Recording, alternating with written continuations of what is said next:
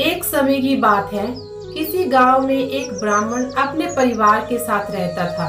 उनके परिवार में उनकी पत्नी और एक पुत्र था। वह बहुत ही गरीब थे और उनके घर का गुजारा भी बड़ी मुश्किल से होता था।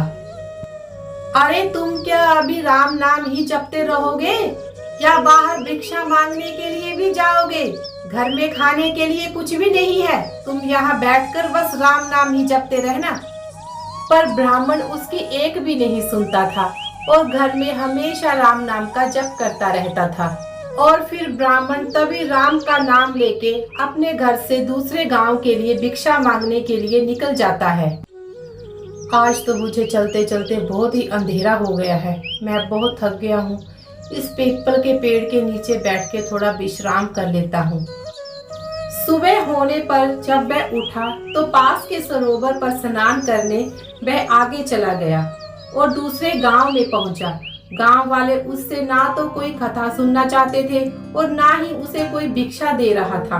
वह ब्राह्मण दुखी होकर घूम फिर उसी पीपल के पेड़ के नीचे आकर बैठ गया और राम नाम का जप करने लगा। पीपल की जड़ में एक विशाल सांप का बसेरा था। वह पीपल का पेड़ बहुत ही विशाल था। उस पेड़ की जड़ में एक विशाल काला सांप रहता था। उस ब्राह्मण ने सोचा कि मेरी कथा तो कोई भी नहीं सुनता। ऐसा करता हूँ, आज मैं इसी पीपल के पेड़ को ही अपनी कथा सुना देता हूँ। उसकी कथा सुनने के बाद तभी एक नाग प्रकट हुआ और उसने एक सोने की मुद्रा ब्राह्मण को देते हुए कहा, तुम रोज यहाँ आकर मुझे एक कथा सुनाया करो, मैं तुम्हें रोज एक स्वर्ण मुद्रा दूंगा। तुम्हारी जितनी भी परेशानियां हैं वो सब दूर हो जाएंगी, लेकिन तुम ये बात किसी को भी मत बताना।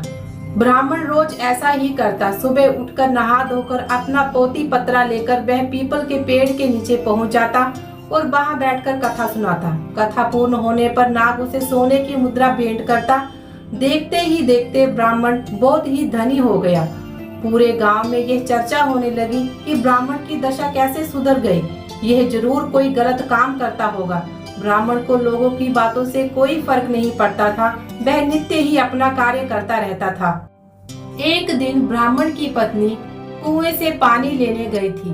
तब कुछ औरतें उसे वहां पूछने लगी, अरे बहन, तुम्हारे पति इतने धनी कैसे हो गए? वो रोज रोज कहाँ जाते हैं और कौन है जो हर रोज उनकी कथा सुनता है? बहन, कहीं वो कोई गलत काम तो नहीं कर रहे?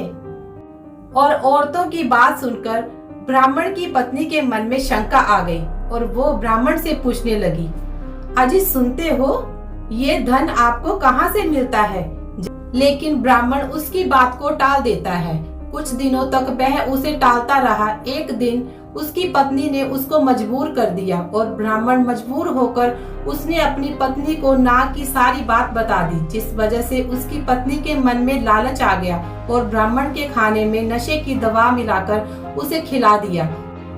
अरे आज तो ब्राह्मण इस खाने को खाकर सोता ही रह जाएगा।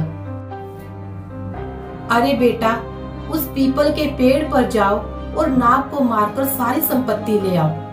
तभी ब्राह्मण का लड़का अपने पिता का पोथी पत्रा लेकर वहां से पीपल की पेड़ की ओर बढ़ने लगा और कथा सुनाने लगा। कथा पूरी होने पर वह नाग बाहर आया और उसको स्वर्ण मुद्रा देने लगा। तभी ब्राह्मण के बेटे ने कुल्हाड़ी से नाग पर वार कर दिया, जिससे नाग की पूंछ कट गई और नाग ने भी पलटकर लड़के के पैर में डस दिया, जिससे लड़के की मौत हो गई। इधर जब ब्राह्मण सुबह उठा तो उसने देखा कि उसके पोती पत्रा वहां से गायब है। वह समझ गया कि कुछ न कुछ गड़बड़ है। वह जल्दी से पीपल के पेड़ के पास गया तो देखता है कि उसका लड़का वहां मरा हुआ पड़ा है। ब्राह्मण को देखकर नाग बाहर आया और कहने लगा, मैंने तुमसे कहा था ना कि स्वर्ण मुद्रा की बात तुम किसी से नहीं कहोगे और तुमने बता दी। अब तुम यहाँ से चले जाओ। तुम्हें तुम्हारे पुत्र का दुख है और मुझे मेरी पूंछ कटने का दुख है। मैं तुम्हें श्राप देता हूँ कि तुम्हारी जो भी संपत्ति मेरे द्वारा बनी थी वह सब नष्ट हो जाएगी। ब्राह्मण नाग देवता के मुख से यह सुनकर सर पीटता रह गया और रोता बिलखता अपने पुत्र का शव लेकर वहां से चला गया। घर जाकर अपनी पत्नी को बोला, देखो, तुम्हारे लालच की वजह से हमने अपना एक लौता पुत्र गवा दिया और हमारी सारी संपत्ति भी नष्ट हो गई। तभी ब्राह्मणी भी रोती रह गई। इस तरह ब्राह्मण की पत्नी के लालच के कारण उनका सब कुछ नष्ट हो गया।